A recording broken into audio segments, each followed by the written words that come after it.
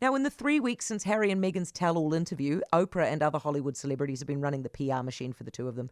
But Meghan's family have been doing the opposite, because you'll remember in the interview, Meghan had a go at her sister. I mean, the last time I saw her must have been at least 18, 19 years ago. And before that, 10 years before that, she changed her last name back to Markle I think she was in her early 50s at that time, only when I started dating Harry. So I think that says enough. Samantha Markle is in Florida. Hi, Samantha. Hi, how are you? Look, I'm very well, thank you. But how are you after watching the Oprah interview? Okay, well, first of all, I'm fine because I call it foot in the mouth syndrome. I deal in the truth. I predicate myself on it, and it hasn't exactly made me popular. But after that interview and hearing my sister say that the last time she saw me was 19 years ago, and only once before that, well, I think there are plenty of pictures in the media showing a lifespan of experiences together. And my degree clearly shows 2008. And anybody who has a calculator or a functioning frontal lobe knows that that was not 19 years ago. So at her age, I would think that she could do math, but really the case is more like deceit than inaccuracy. 19 years is a lot of time, and 2008 was not 19 years ago. So let's start with that. Let's also look at the fact that my last name on my degree says Markle. That was 2008, long before she met Harry. This has been all debunked. I showed the documents on Inside Edition. They went viral. So that was another example of her being in fantasy land. And you hit the nail on the head when you said her PR machine continues to be at work.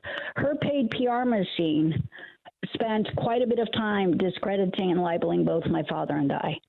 There's no gray zone there.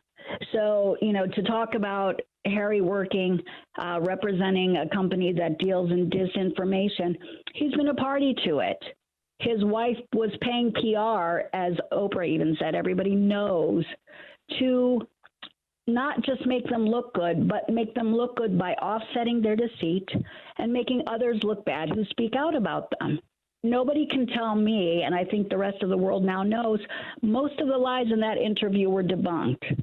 And shame on Oprah for enabling it. I think even her buddy Dr. Phil would say, Oprah, what part of lying don't you understand? There was no secret wedding with the Archbishop of Canterbury. That was debunked. And, like Megyn Kelly said, under the law, if one part of something is a lie, it's probable that the rest is a lie.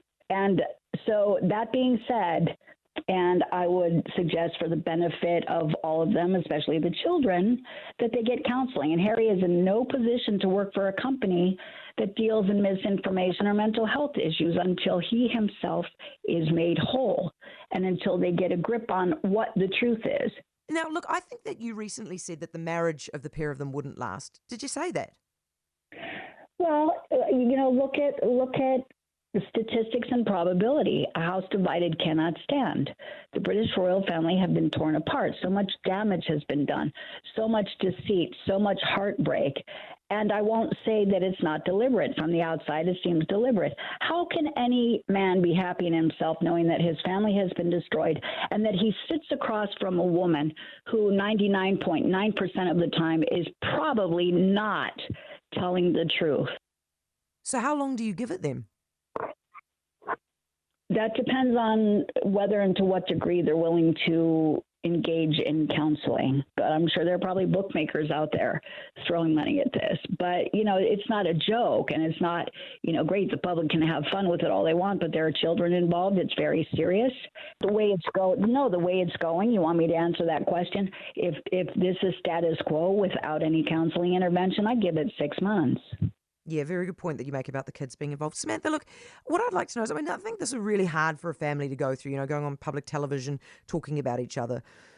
Do you think you and your dad can ever find it in your hearts to forgive Meghan?